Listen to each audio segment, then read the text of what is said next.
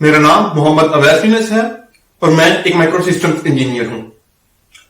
मैंने यूनिवर्सिटी से mechatronics engineering की, उसके बाद यूनिवर्सिटी ऑफ फ्राइबुर्ग जर्मनी से masters in micro systems engineering की। आजकल मैं जर्मनी में as a micro systems engineer और प्रोजेक्ट मैनेजर काम कर रहा हूं। मेरा ज्यादातर काम मेडिकल इम्प्लांट्स के ऊपर होता है और मैं कार्डियक इम्प्लांट्स और ब्रेन इम्प्लांट्स के ऊपर काम कर चुका हूं।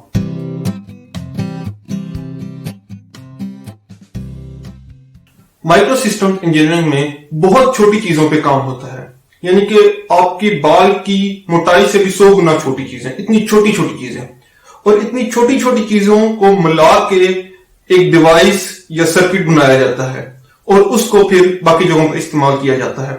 उन चीजों पे काम करने वाले इंजीनियर को एक माइक्रो सिस्टम्स इंजीनियर कहा जाता है। और ये टेक्नोलॉजी ऑलमोस्ट दुनिया की हर फील्ड में इस्तेमाल होती है। आपके कंप्यूटर से लेके सैटेलाइट से लेके ऑलमोस्ट हर चीज में इस्तेमाल होती है। मैं आपको एक्सप्लेन करता हूं कैसे। आप एक डिजिटल कैमरा ले लें, उससे आप एक तस्वीर खींचें। उस कैमरे में भी जो सेंसर्स लगे होंगे वो माइक्रो सिस्टम टेक्नोलॉजी से बने होंगे। उसमें कोशिश की जाती है कि जो भी चीज बनाई जाए उसका साइज छोटे से छोटा हो और उसकी पावर कंजम्पशन कम से कम हो और उसकी एफिशिएंसी ज्यादा से ज्यादा हो। तो आप अंदाजा लगा लीजिए, ऑलमोस्ट हर फील्ड में इसकी बहुत ज्यादा एप्लीकेशंस हैं।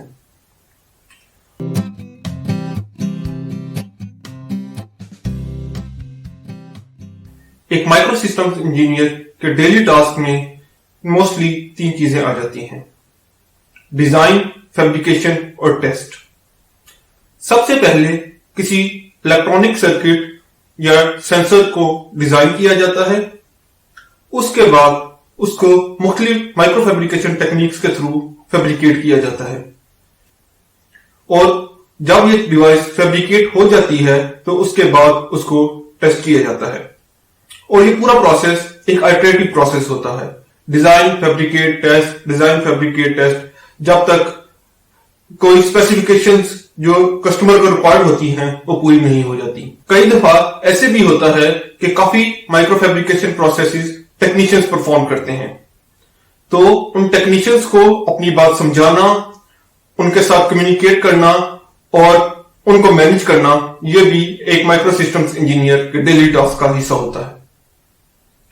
और आहिस्ता आहिस्ता जब एक माइक्रो सिस्टम्स इंजीनियर एक मैनेजरियल पोजीशन पे भी आ जाता है तो इन टेक्निकल टास्क के साथ साथ उसको मैनेजरियल टास्क भी करने पड़ते हैं। इसमें हो सकता है कि उसको कस्टमर के साथ मीटिंग्स भी करनी पड़े, उनके साथ स्पेसिफिकेशंस पे बात करनी पड़े और अपनी टीम को मैनेज करना पड़े। ये सब कुछ उसके डेली टास्क का हिस्सा होता है।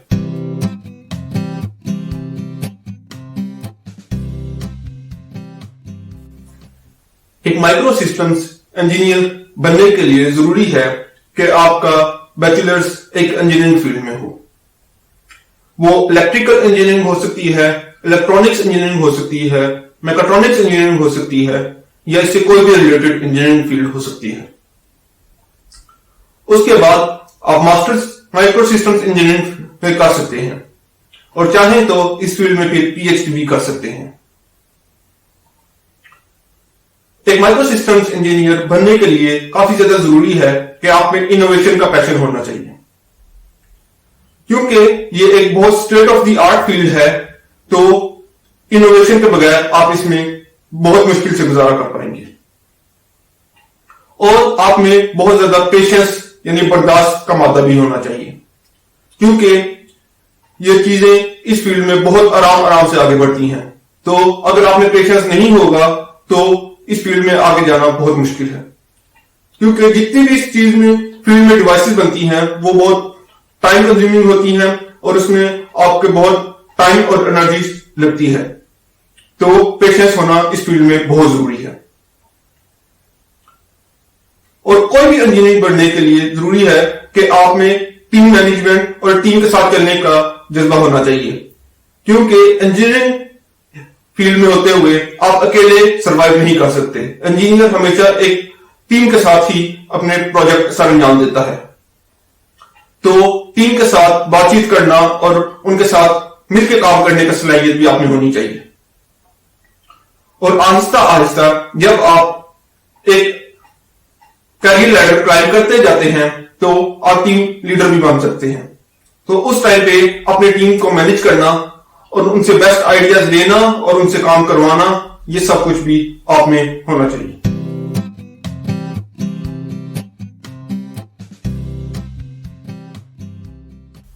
सबसे पहले मैं बात करूंगा कि इसका दुनिया में क्या स्कोप है और उसके बाद मैं आऊंगा पाकिस्तान के स्कोप की तरफ, क्योंकि पाकिस्तान में स्कोप समझने के लिए बहुत जरूरी है कि इसका दुनिया में स्कोप समझा जाए। जैसे मैंने कहा कि इस फील्ड की वर्ल्ड वाइड एप्लीकेशंस और उनकी sales hundreds of billions of dollars में है, तो शायद ही कोई फील्ड हो जिसमें इसकी एप्लीकेशंस ना हो। चाहे वो माइक्रो इलेक्ट्रॉनिक्स हो जाए, माइक्रो एक्चुएटर्स हो जाए, माइक्रो सेंसर्स हो जाए, माइक्रो फ्लूइडिक्स हो जाए, कोई भी फील्ड हो जाए उसमें इसकी एप्लीकेशंस हैं। गाड़ियों से लेकर सैटेलाइट्स तक कोई भी आप चीज उठा के देख लें, उसमें इसकी एप्लीकेशंस आपको नजर आएंगी। अब मैं बात करूंगा इसके पाकिस्तान में स्कोप की तरफ। पाकिस्तान में आजकल आईओटी डिवाइसेस पे बहुत काम हो रहा है।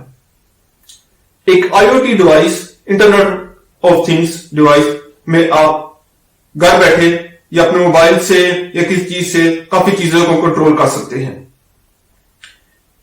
तो अक्सर ये डिवाइसेस बैटरी ऑपरेटेड होती हैं, तो इसमें बैटरी कंजर्व करने के लिए बहुत जरूरी है कि आपकी इलेक्ट्रॉनिक्स बहुत एफिशिएंट हो। वो सब कुछ आप तब ही कर सकेंगे जब आपकी इलेक्ट्रॉनिक्स एक बहुत छोटे स्केल पे इंप्लीमेंट हो रही होगी, क्योंकि जितनी इलेक्ट्रॉनिक्स का साइज छोटा होगा उतनी उसकी पावर कंजम्पशन कम होगी। तो आईओटी में इसकी बहुत ज्यादा एप्लीकेशंस हैं। उसके अलावा अगर आप जाएं माइक्रोफ्लूइडिक्स की तरफ, तो माइक्रो आरएनए एनालिसिस में भी इसका बहुत ज्यादा काम है। माइक्रो आरएनए एनालिसिस की वजह से आप काफी डिजीज की डायग्नोसिस कर सकते हैं। इसके अलावा micro RNA crime scene analysis में भी इस्तेमाल होता है। अब मैं आता हूं पाकिस्तान में इसके डिफेंस सेक्टर में एप्लीकेशंस की तरफ। जैसे कि आपको पता होगा, आजकल पाकिस्तान में डिफेंस सेक्टर में काफी ज्यादा काम हो रहा है। वो ड्रोन्स में देख लें, आप जहाजों में देख लें, जहाजों के 2-3 प्रोजेक्ट चल रहे हैं और सैटेलाइट्स के प्रोजेक्ट चल रहे हैं। इन सारे फील्ड में आपको बहुत एनर्जी एफिशिएंट और बहुत लाइट वेट इलेक्ट्रॉनिक्स, सेंसर्स और इन चीजों की जरूरत होती है। और वो सब कुछ आप तब ही कर सकते हैं जब आप एक माइक्रो सिस्टम इंजीनियरिंग फील्ड में माहिर हैं। तो जैसे मैंने कहा कि वर्ल्ड वाइड और पाकिस्तान में इसकी बेतहाशा एप्लीकेशंस हैं।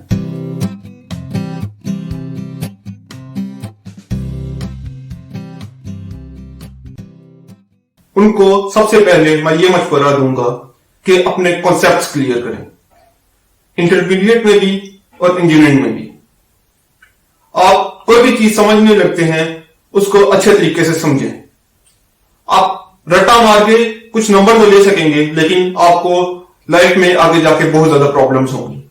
और अगर आपके कॉन्सेप्ट्स क्लियर होंगे तो आपको आगे जाके बहुत फायदा होगा।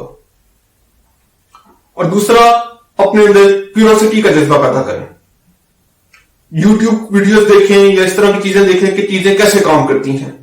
अपने पास कोई पुरानी इलेक्ट्रॉनिक का सामान पड़ा है तो उसको खोल के देखें कि उसमें क्या कुछ है और वो चीजें कैसे काम करती हैं। अगर आपको सारी चीजें समझ नहीं भी आती, जितनी समझ आती हैं उतना ही अच्छा है। आपको एटलीस्ट अंदाजा होगा कि चीजें कैसे काम करती हैं।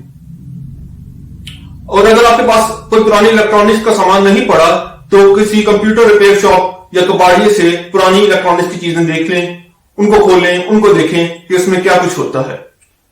हो सकता है आपको सब कुछ समझ ना आए, लेकिन एटलीस्ट आपको अंदाजा होना शुरू हो जाएगा कि सर्किट्स या चीजें कैसे बनती हैं। तो अगर आप में ये चीजें हैं, अगर आपके कॉन्सेप्ट बहुत क्लियर हैं और आप में क्यूरियोसिटी का जज्बा है, तो आप इंशाल्लाह इस फील्ड में बहुत तरक्की करेंगे।